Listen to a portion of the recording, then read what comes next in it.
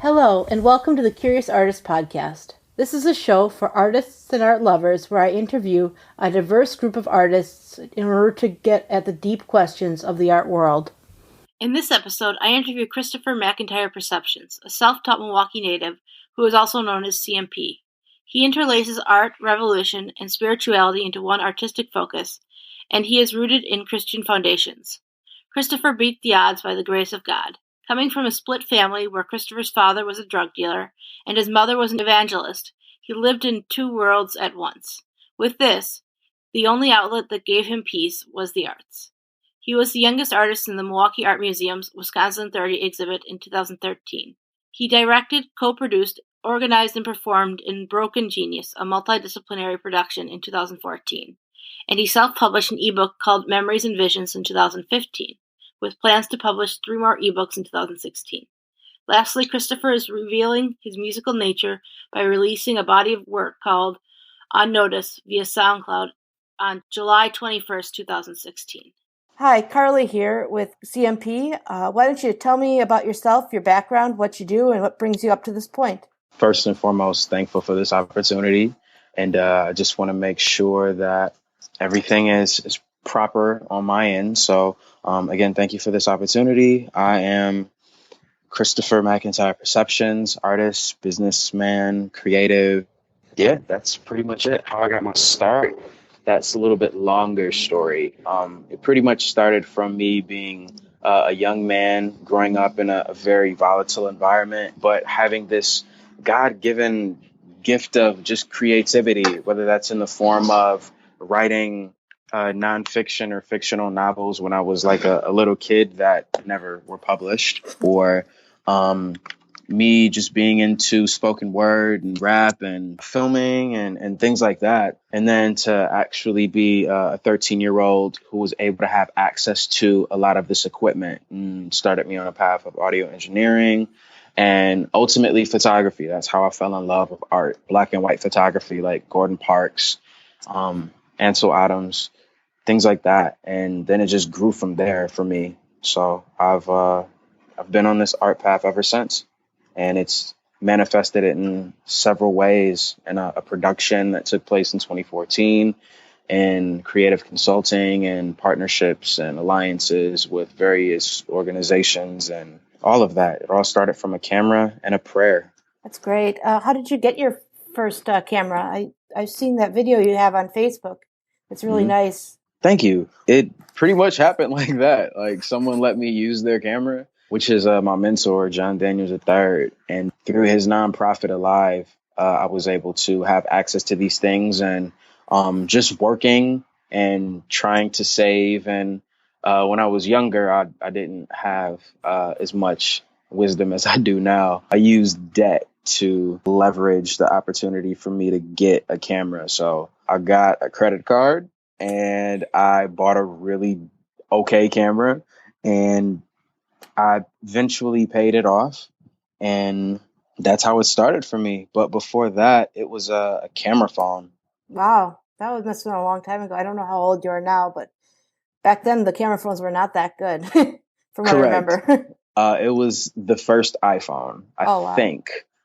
I think. If not that one, it's the one right before that. No, it wasn't the iPhone. It's like Samsung Blackjack or something like that. It was a really old phone. And I just went by the lake when I was about 17 or 18. And I let my thoughts kind of just speak to me in a sense. Like we live in this day and age where Yeah. you have so much to distract you where you don't even have time with your own thoughts. So Yeah. I got away from all the noise and I just began to think, and I began to ponder within myself, like I could do this. I could do this. And then I just got up. I started taking random pictures, and it continued to go on. And that's where I got a camera and all that other stuff. I was 18 years old. That's when I Wow. really started. And I'm Impressive. 26 now. Yeah. Oh, you're younger than I thought you were. Thank you. I don't know. It's like you're married and I'm like 30 now and no, whatever. I grew up fast. Yeah. I like your wife, by the way. I met her a few times. Yeah, I like her They too. look She's too all funny. right. How'd you guys meet? We met ironically enough, when she graduated high school and I was finishing high school. She's older than me. And we met outside of a youth gathering. So it was really impromptu. And the way she says it is, oh, well, I thought he was cute. So I just wanted to take a picture with him. And I said hi and we met and took a picture and we were introduced to like a mutual friend at the time. And that's how that happened. Okay, and I'm not sure where this conversation's go because this is, like I said, it's going to be more of a conversation than an interview. Yeah, it's cool. Um, so I know the circumstances of you growing up weren't exactly ideal for people that aren't in Milwaukee. Do you want to describe what it's like? You know? Um, Um, yeah, for sure. I think the best thing that I could say in reference to it is it's just hard. Like it's hard to grow up in certain circumstances where you might not have the economic standpoint that you or your parents would have wanted. It's also harder to grow up in that environment and be an African American. Um, and in, I'm seeing a national narrative where like a lot of these tragedies take place. And if they're dealing with race, I see comments where people are like, "Oh, hold on, I think you broke up. I can't hear you.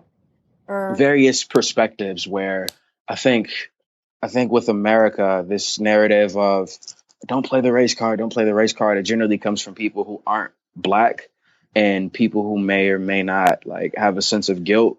But if we were to just look at American history, like not even just African Americans, we all come from humble beginnings. But for the Native man and the African man, our narrative within America has always been tarnished with tears and blood and sweat, even to the point where Michelle Obama says, I live in a house that was built by slaves. That's crazy. So if we were to put that in perspective with Milwaukee, the supposed most segregated city within the United States, it's hard growing up in that environment because you have to develop a love for yourself because there's so many variables around you where people who claim to have your best interest, they just want you because of diversity numbers or to get certain statistics up and photo ops and all of that. So when you see that growing up, you're kind of just like, dang, that's all I'm good for. So for me, it was hard. I wrestled with depression a lot. I was suicidal when I was younger. I struggled with substance abuse for a little bit. It was bad. It was really bad. But when I gave my life to the Lord, to Jesus, that's when things changed, and I started to get a lot more opportunities. Strangely enough, like I used to be a drug dealer, and when I really like just gave up. I'm like, okay, God, I see you're sending me messages. I was in California. I was living in California for about a year, and I was with an old buddy of mine, and we were we were doing things, I should say, like illegal things, to the point where we were downtown in LA, and there was an unmarked car taking pictures of us. And I'm like, oh my gosh! So I just sank down in my seat, and then I got up. The truck had left or whatever. And I looked on the sidewalk. There's this beautiful homeless woman, not beautiful in the sense of like her face, but her countenance, like her vibe was just, it was beautiful. It was just very beautiful. And she just looked really sad in the face. She was carrying this huge cardboard sign. And as I like kind of blinked a couple more times, it was a cardboard cross. It was huge, probably from ceiling to wall. And it just said, Jesus saves. And I lost my mind. I'm like, what? And I'm shaking my dude on my in the driver's side, like, yo, look. He's like, look at what? He didn't see it. And I looked, she was gone. So I'm like, that was an angel. Oh my goodness. And I got out and I started changing my life, and I was able to do some things, man. And here I am. That's kind of the short story long of it. I go in greater detail in my book, yeah, but yeah. and we can mention the book later. I mean, I didn't know you had. Oh yeah, you do have a book. I have no memory. I didn't No, do it's too much cool. research for this because I wanted to be like real, the conversation, like Yeah. so I could learn as the audience learns. That's all I Yeah, can that's say. cool. I have so many thoughts. Like, how old were you when you went to California and had when you were saved, for lack of a better word? I went out there in 2012. So 26 now. I came back. I was 23 when I came back. So 22, Oh, 21, wow. 22. That's young. So I'm assuming you didn't go to art school. Is that a No, face ma'am. assumption? Yeah. Yeah, that was oh, that was a hard path. Like I actually was almost pushed in that direction of you need to go to art school, you need to go to art school. But it happened at a really weird time when I was in the Wisconsin 30 Americans Yeah. exhibit at the Milwaukee Art Museum. A lot of people were introducing me to people from various art schools. I'm not going to say which Yeah. ones. And there was an email dialogue that I'm not proud of now, but I was angry because people kept trying to like force art school down my throat. I'm like, no, I'm not going to school unless you're going to pay for it. Yeah. That's the only way. Like, I'm not going to go in debt with a possibility of doing certain things and lose my artistic integrity and then pretty much be coached as far as what is art. If Yeah. people like it and it got to a museum, not to be a pompous person, but I know it was by God's grace and it was by the talent that God gave me, and certain connections that I had at the time that allowed that to happen. So I felt like I didn't need art school. Am I a fan of learning? Absolutely. I read a ton. Even now, like I'm between two computers, like trying to do some things. So I Yeah. love learning. Yeah. I'm a lifelong learner and that will never stop. And I eventually will go and get like a master's or a doctorate or whatever, but not because someone's going to tell me to. It's Yeah. because I want to. So that's Yeah. my biggest thing. Like you can get people to do more with love than you can with money or with a command, you know? Yeah. Totally. I hear you. I have a complicated relationship with art school Hmm. because I don't know if you know my story at all, but I graduated in 2010 with a degree in linguistics because that was basically Nice. my family. It was like you go to school, you doesn't matter what you get a degree in basket weaving, you get a degree. So I, my parents said that they'd pay for my first degree because Wow. education is really important in my family. Hmm. And I decided to go back to school after that for art. Basically, I had no idea what I wanted to do with my life. I mean, we're two different paths, obviously. Hmm. So I went to school for art, but sometimes I wonder if that was the right decision to make. If because I hit the $50,000 limit and borrowing limit, and I dropped out. Wow. So I wonder if that was the right best thing. You can never know, like you know. Yeah, you can only Anyway, look back in retrospective. I know of a young lady, I won't say her name either, but she's an instructor at Peck School of the Arts. uh-huh. And her and I had a very brief interaction. And then she said, wow, you learned all of this outside of art school. Huh. I wish I would have. I'm like, whoa, I Yeah, wish I would have had it on record. But she's a really good artist, really yeah, good instructor. Um, but I mean, we all have our blows to take because although mine might not be $50,000, I had to learn a lot, and most of my lessons came through pain. hmm, So it's kind of like weigh totally. your options. There's a Yeah, price to pay for the knowledge either way. yeah. I mean, yeah. uh, so let's get into like. It sounds like this is a natural place to transition into like what exactly you think art is nowadays. What's your definition of art? Ooh, um, there are several definitions. I think the ones that matter on a personal sense is my definition, my audience's definition, and then thirdly, the art market's definition. So my definition of art is it's just a reflection of my life being juxtaposed between light and dark all my life, having a mother who is a missionary evangelist in a very predominantly African American church that is extremely prolific and very well known in the city of Milwaukee, and being able to meet mayors and politicians and civil rights activists and millionaires. And then on the other side, having my dad, who was a drug dealer, who chose not to be in my life in my later years, being exposed to thieves and gang members and murderers and possible kingpins and all of that. My life has always been black and white.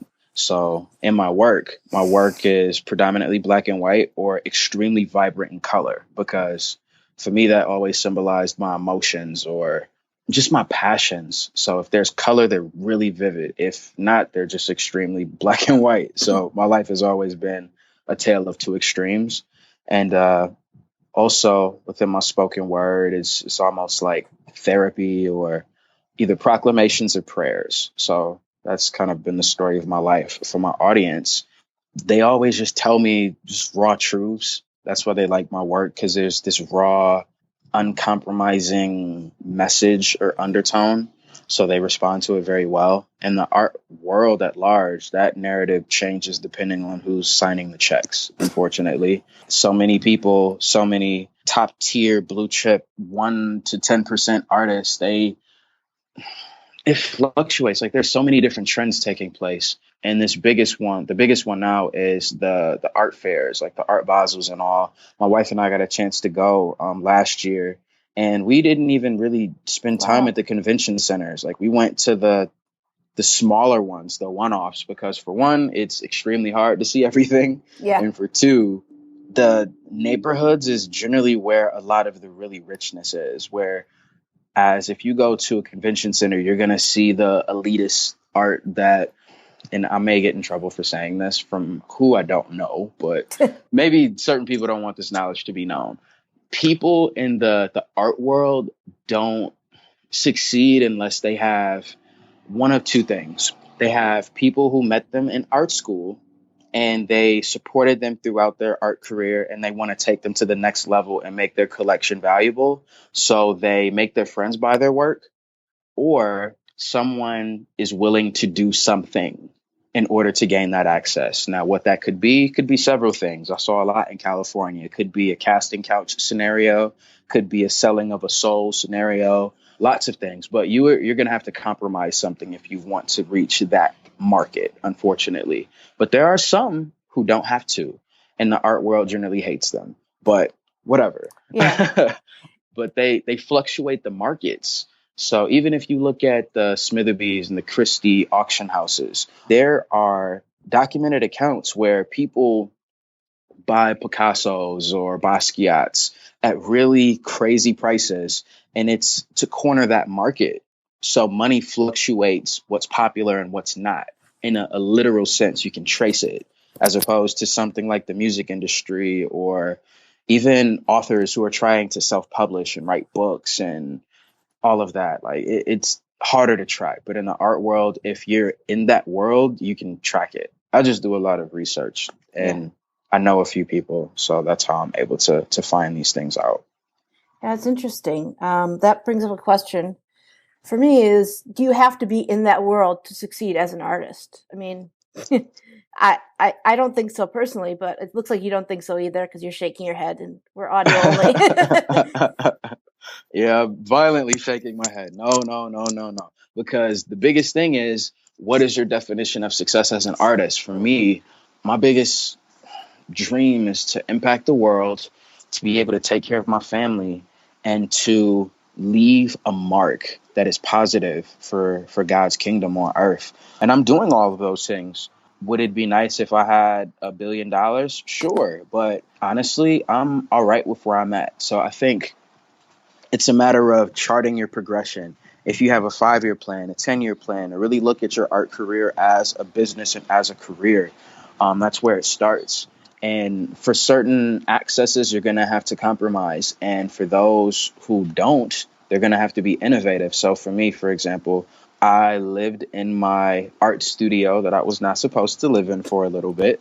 And I was homeless for a little bit, just kind of going through that path of discovery. I would not encourage anyone to do that, because I was partially homeless because I was being stupid and just living a lifestyle that was not conducive, and God didn't bless it. So I had to struggle and bump my head a lot.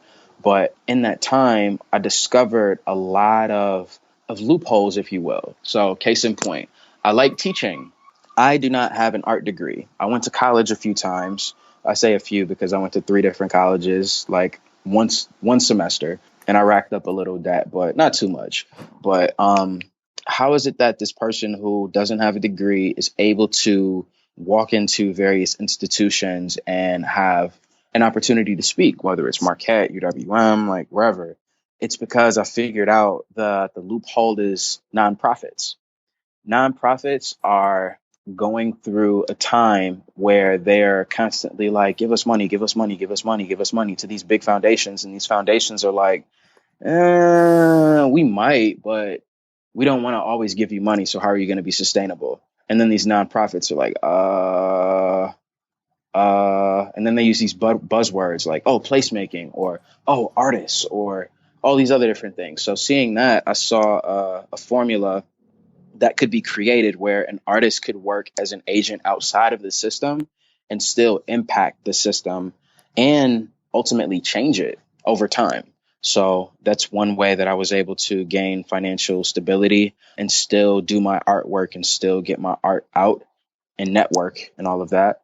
And also just doing multi-purpose. I'm actually writing an ebook that's going to be called The Law of Multi-Purpose. The only way that we are going to thrive as Americans, as internationals, is if we really understand this law. Like, how do rich people get rich? They compound. So they might have one business that has one form of income, and then they start another one. Might take some of that income to start another business, and then that eventually makes more, and then another one, and then another one. So it's the same thing in several different ways. It's multi-purpose.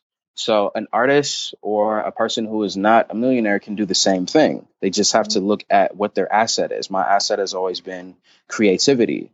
So how do I do that? I make a company where I can do creative consulting. I can do filmmaking. I can do spoken word. I can do music production or music. I can do photography for an event, or I can do fine art photography. Just layer your creativity so that you're able to make a living.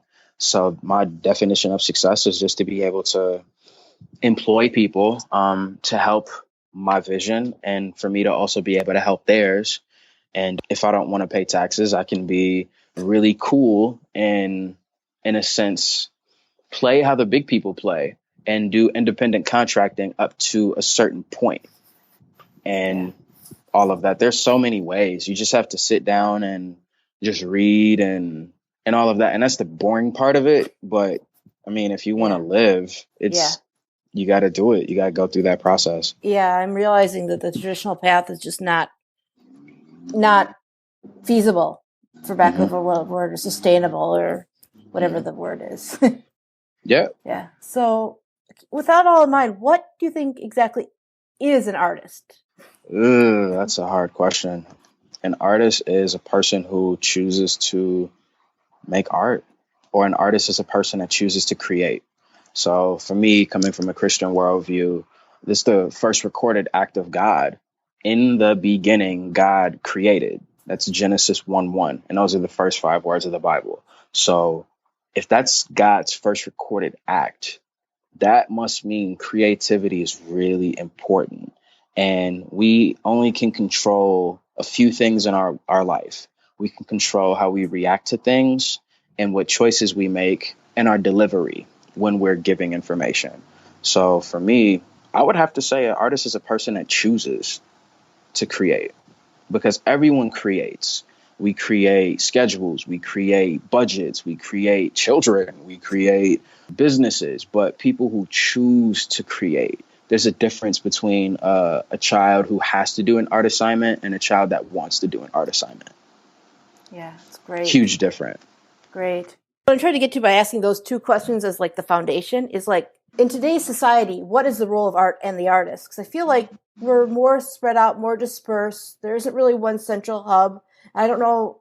It's sort of like I'm getting at before, I guess. So what do you think of the role as art is today in today's society and of the artist?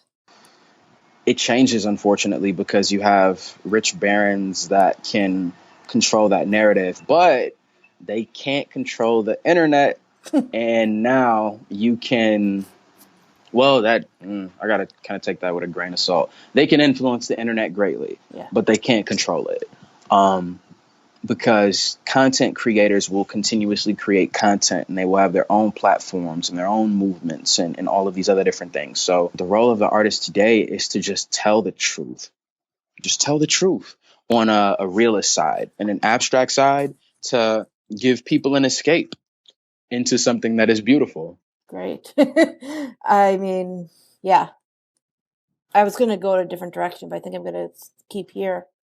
the internet, I think, is a very complex thing because I feel like I have two thoughts about the internet that are paradoxical, I guess. I have like contradictory thoughts about the internet. Like, on one hand, it's a great, amazing way to connect with people, and the other hand, it's very addicting. And it's like you can run into the internet to escape your life instead of actually face it. It's illusion.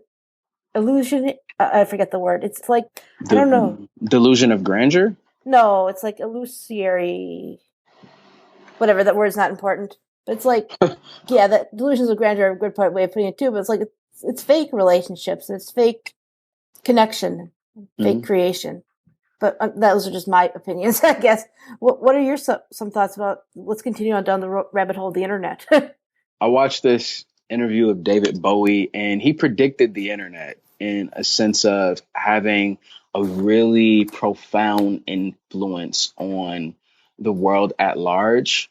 And the music industry just was like, no, no, no. We need brick and mortars. We need digital. I mean, we need physical masters still. We need this. We need that. And he was able to just kind of foresee some things.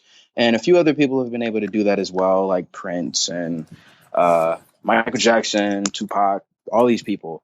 And they laid certain clues. Success always leaves clues. That's what I was told. So I think the internet is always going to be under scrutiny, but it's never going anywhere. Mm-hmm. Never. They're laying cording on the floor of the ocean from one continent to another so that the whole world can be connected. The internet is never going anywhere. It's only going to change form at this point. Yeah. So just looking at the music industry is fighting really hard, or was, streaming. But now the Grammys have made a clause where if an album is released under streaming only, it's up for grabs for a Grammy. Like, it could possibly win a Grammy. Wow. That's insane. So for people who are used to buying 8-tracks or records like vinyl or CDs, streaming is like the big brother of the music industry. Like, you can't fight it. It's only going to get bigger. So for an artist, look at this time as the higher ups often do, where there's chaos, there's opportunity. Galleries are scrambling to try and figure this internet thing out. Some galleries are able to make sales from Instagram, but so are some artists. Mm-hmm. So why would an artist go to a gallery? Yeah. Hence why they're scrambling, because they're trying to figure out what's the formula, what's the niche. And technology used to change every 2 years. Now it's changing every 2 months. Soon it's going to change every 2 weeks. Then it's going to be every 2 days. So it's just a matter of where people want to fit into it. And what's cool is that you can really monitor your audience in a sense of they can have influence on the process versus presenting something and then that be it. I know the Milwaukee Art Museum, they have a really good youth program. And I heard Dan Keegan, who was the director of the museum, he spoke. And one of my last times seeing him, actually, before he left for New York, he said that the youth are really profound to me because they're realizing that museums aren't about objects anymore. They're about experience. And even to the point of studying their own era, because art tells the tale of an era. They say that people back in the day, like in the old Renaissance time, they collected art. But nowadays, people collect people. Look at Twitter, look at Facebook, look at Instagram. They collect people. I'm like, wow, that's very interesting. And it's true. It's very true. There's so many ways I could take this. Like, let's see, you just mentioned about the audience. So how have you managed to build your audience? Oh, man, slowly. Yeah. Very, very slowly. There came a point in time where I could put something out and I just knew like it wouldn't reach anybody. Now I put something out and I get to watch the fun happen. I get to see the shares. I get to see people engaging. I get to see all of this stuff. And it just blows my mind, like how far I've really come from just being this artist who was just hungry, willing to do almost anything for a career, and then to have people actually respect me. I don't take that for granted at all. And that stuff makes me work even harder because I know of artists, or I'll say this, I've been that artist who was starving. Mm-hmm. I want that narrative to change. I want the whole Yeah. starving artist stigma to really die. I want artists to be able to collaborate with big institutions, and not be bought by them in a sense of them changing their idea, but actually collaborate and partner with big institutions. So you are a part of the Bucks tailgate thing Yeah, I that wasn't happened able to last go year. this last year though, but Yeah, the first one that took place, it just really spawned out of a yeah. conversation, and I had about a week to put it together, but it Wow. was cool. Yeah, some opportunities, and it's kind of a sidebar. I hate with a passion. I hate being late personally, Mhm. and I hate when other people don't respect time. So if an opportunity comes to me and it's like, oh well, blah blah blah, this opportunity is coming next week or in like 2 days, I'm like, and just out of principle, I'm like, no, I'm not going to take it. But then I would hear God say, like, you might want to take this one. And when I would take it, something really great would happen. So I've learned that I've just had to be open. And the Bucks thing, we talked and they weren't really expecting it and they didn't have much of a budget for it. But out of this idea came a community mural and an artist marketplace. And it's such a paradox because I have cousins I have a cousin who is a professional soccer player. And then there's me. I'm an artist. I'm not athletic. I can run, I can Mhm. lift weights, I can play a little basketball, but I'm not athletic in that sense. So to bring arts and athleticism together, that's so funny to me. But that's just kind of a sidebar. But I believe that it made a really great impact and it started a continuous dialogue with the arts and the Bucks. And it wasn't just because of me. I was just the connecting factor to all of Yeah. it because had you and Della Wells and Oh yeah. other artists not been able to do that, it would have just been a community mural and that would have been it. Like we did something historical. So I would like to thank you for being a part. Thank you. Yeah, I was happy to be able to come. Unfortunately, I did not. I was not able to go this last year. Different reasons that Yeah, we don't need to go into. yeah, it's all good. Yeah. Anyway, I'm reading this book right now. Ego is the Enemy by Ryan Holiday, and Yeah. that thought that like it's sort of coming together with what you were talking about, the voice of God. How do you distinguish between that? And I'm not Christian myself, so I don't really understand all this stuff. But how do you distinguish between that and the voice of the ego that's always telling you to, you know, like Yes, because I think I have more Buddhist leanings than anything, but man, I tell you this. I've studied several religions, but the difference is with Jesus, this is actually a relationship. Like I can audibly hear him, and I audibly hear another voice as well. And it's generally telling me to do bad stuff. So I often liken comedy as an art form. You can hide so much truth in comedy. And people don't bat an eye at it because you're making them laugh. But really, there's an undertone of truth. So I look at the content of cartoons where we would grow up seeing these funny cartoons, and then there's this person who has a choice to make, and then there's an angel on one side, and then there's a devil on the other side. That's really true. mhm. It's really true. There are only two voices that are external, and then there's your internal voice that most would say is your subconscious, like Joseph Murphy, The Power of the Subconscious Mind. It's a very good book. It's my second favorite book.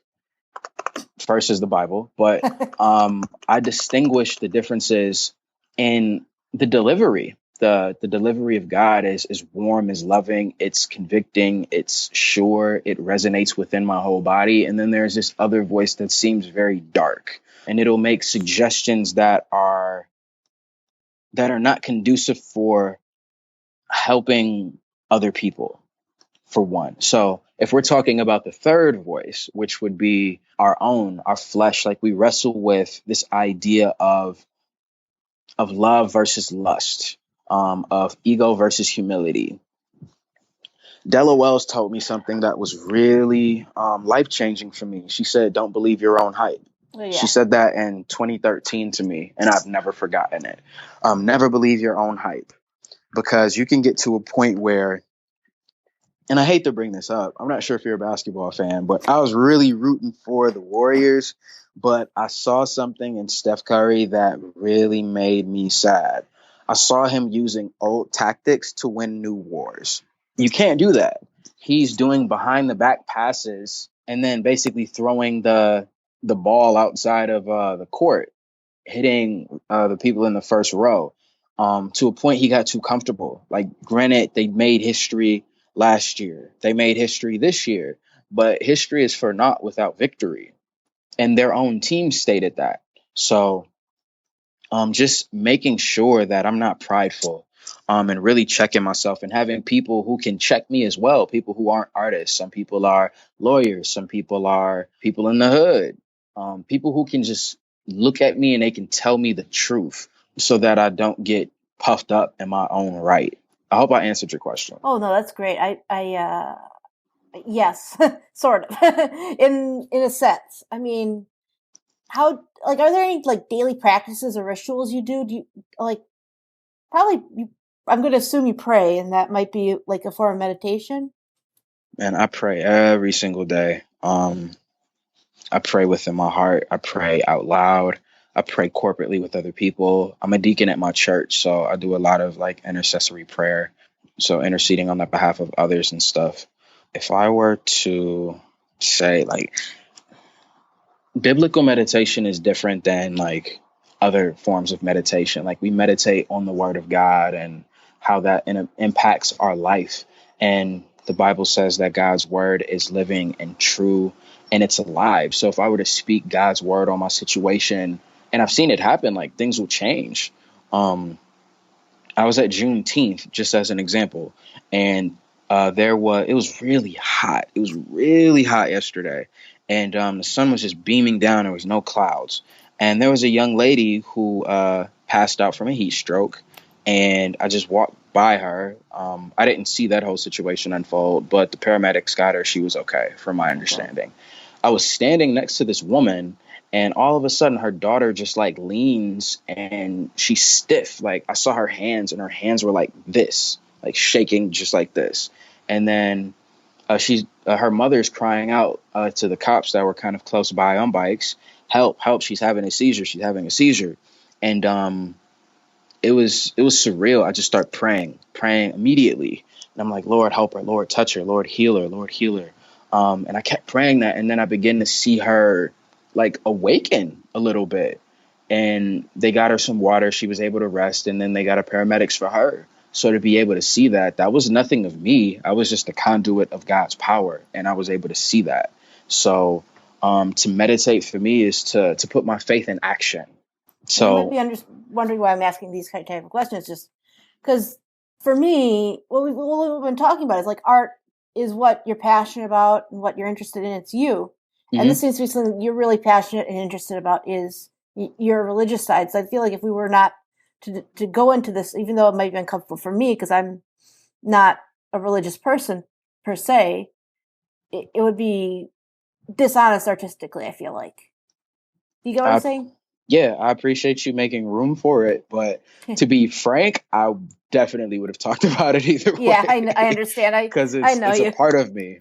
Yeah, I just I grew up in a very non-religious household. Let's just say, Yeah, my mom's family is Jewish and my father's family is, really. yeah.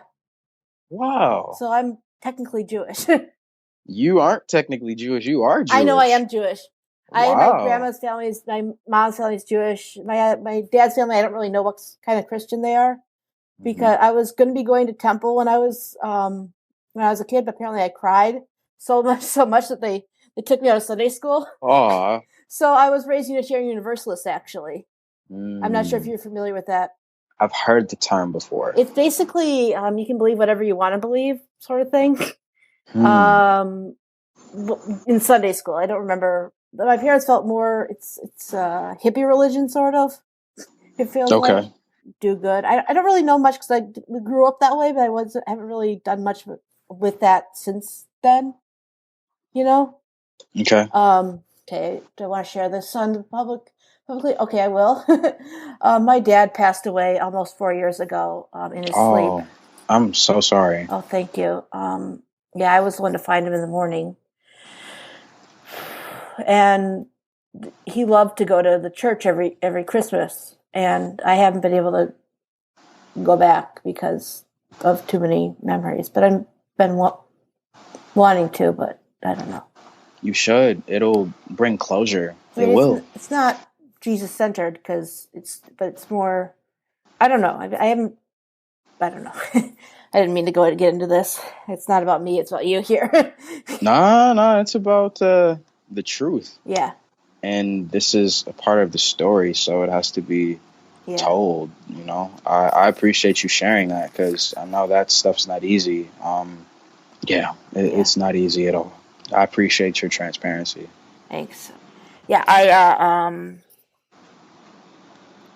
yeah, everyone has their own story, Yeah. So it's fascinating to find out other people's story. I mean, I don't know what your struggle is like because I'm not an African American, but I can empathize. There are so many different stories out there that I can empathize with, and I feel like, I don't know. God, I don't mean to get all this stuff on the air. I might edit this out, but I might not, because that'll be more true. But I've always felt like in the middle, because I'm like between the Jewish culture and the Christian culture and like the non-culture, and like, because my parents, they wanted to get married. My mom's, because my dad was not a Jew, their rabbi would not marry them. So they had to find a new rabbi. Wow. Yeah. So. Wow. Yeah. That's a form of like persecution. It is. Like, our Orthodox Jews are like really, and so wow. I have family members that at my grandfather's funeral, he died a couple of months before my dad died, and they would not acknowledge my dad. They wouldn't even look at him. Wow. Yeah. So. Yeah, that's intense. Yeah. So it's not the same as anyone else's, but that's part of my story. Yeah. One thing that unites us is the human experience is it can have pain. And that's one thing that all people can empathize with, like a mother in childbirth, or a man saying goodbye to their child because they're going off to the army. Like, there's pain, but there's beauty in it as well. Because after that mother gives birth, like, there's a beautiful baby that's staring at you. And I'm not a woman, so I don't know if this is true, but I believe it is because I hear it a lot. Once a woman gives birth and they hold their kid, like, they forget about the pain. That's what I hear. I've never given birth either, so yeah. I don't know if I ever will, but that's another story. Oh man, I got to find the right guy first, and then we'll see. But yeah. Back to art. I feel like art is humanity. You know what I mean? Like, it's the part of us that feels, so we connect with each other. I agree. Yeah, I definitely agree with that. So leaning into the discomfort and the pain and everything, that's part of the role of being an artist, I feel like, in this day and age. Yeah. I was listening to this guy, this rapper, his name's Seven. It was spelled Sevin. And he says, you can't spell paint without pain. I'm like, whoa. Yeah. That's very true. Like, it's simple, but it's so true. So true. Like, we come into this world with experiences to be had. And some of those experiences, although they are painful, they are to make us go through the refiner's fire so that we can come out purer than gold. So that value is only going to come through that pain. And if you run from that process, you may never manifest who you truly are. And I think, although this isn't biblical, they say I need to rephrase this. I'm sorry. The Bible says that to blaspheme the Holy Spirit is the only unforgivable sin. But I believe, on a personal standpoint, that wasted potential, God really hates people, or not people, excuse me. God hates wasted potential. He may love that person, but to waste potential, there's something to that. So I prayed once, and this is one of those, be careful what you pray for, be careful what you ask for. I prayed, like, God, I want to leave this world with nothing, not in a sense of possessions, but I want to make sure that I leave everything on the line. I leave everything on earth, every gift, every talent, every everything. I just want to leave it all there, because if you gave it to me, I have to give it to the world. I have to give it to someone. So whether it's one person or 1 billion people, I don't want to go to heaven with anything that I didn't give.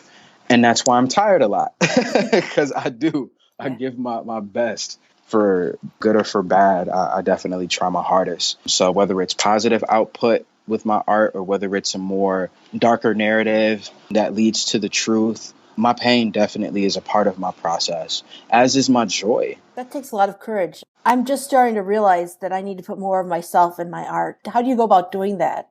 Like not being afraid to tell your story and put yourself out there. Several reasons. Your audience is only going to respect and reflect truth. So the reasons why these memes took off is because, again, comedy and truth. You can hide so much in comedy. You have to be willing to go out on a limb and just tell the truth, because so many people deal with politics. They deal with surface stuff. They deal with the status quo. They deal with being politically correct. People just want to be people. They just want the truth. And if that can be presented in the proper format, people are going to respond to it, because we live in an era of lies. We live in an era of distractions. We live in an era where people say one thing and do another. So for someone to do the truth and to say the truth and to live it, people are going to respond every single time, for one. For two, it's easier to live, like to not have a what if mentality. Like, what if I did this? What if I did that? What if I wasn't scared? What if, like, you only have one of two options. You can either live free or live in fear. There is no middle ground. And even those who are free, they may have moments where they are apprehensive or scared, but that's where courage comes into play, and they still go out on that limb and they continue to have greater freedom because of it. The truth doesn't bind you, the truth frees you. That's great. I'm really connected with what you're saying today. This is going a little longer than I thought it would. Are you good with time? I got like 4 more minutes. Okay, so I'll give you a chance. I have more questions I want to ask, but I'm going to give you a chance to promote yourself and what you're doing right now, and ask people how people can support you with what you're doing right now. I plan on releasing 3 new books this year. I released one last year called Memoirs and Visions, and it actually was born because publishing houses didn't know how to package it. And they were trying to tell me, like, oh, you need to do this, you need to do this. Why don't you release them as 3 separate books? I'm like, no, put them together and just self-publish. So Memoirs and Visions is autobiography, a book of poetry, and also my portfolio. And I plan on releasing another one this year, Memoirs and Visions 2, because I had a lot of life happen right after Memoirs and Visions 1. So that's one book. There's another book that I'm excited about called The Law of Multipurpose that we talked about sparingly in this interview.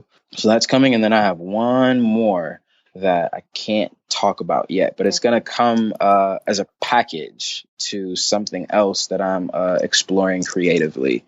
And I'm very excited about that one. I got a few other things I can't really talk about, but there's a lot that's about to happen, and I'm really excited about it. If people wanted to find you online, where would they have to go?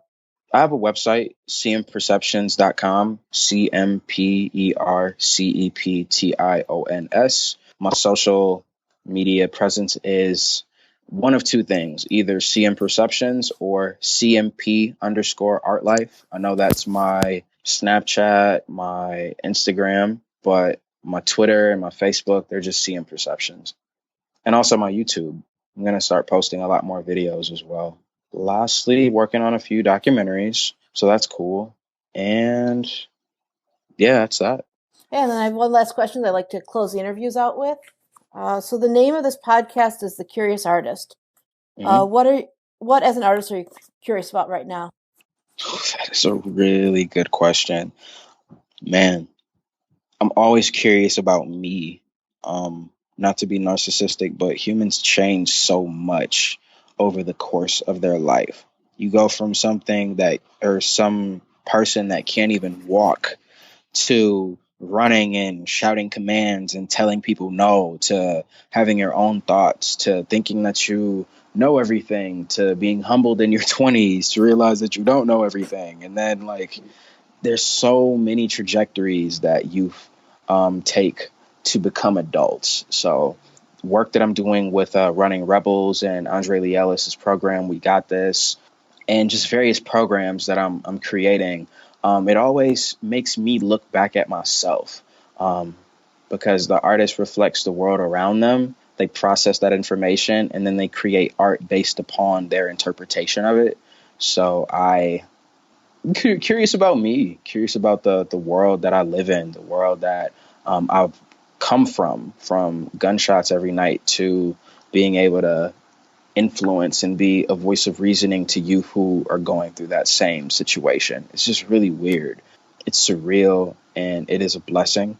Another thing that I'm curious about is politics. Strangely enough, I do some city work with the Brownsville Advisory Committee as the youngest member, if I'm not mistaken, of this mayorally designated committee, like the first of its kind, if I'm not mistaken.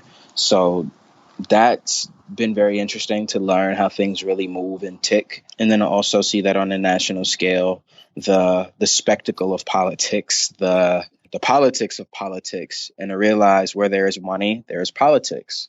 So that's been very interesting to me. Lastly, and when you're married, or anyone who's listening to this who's gotten married, you'll empathize with me.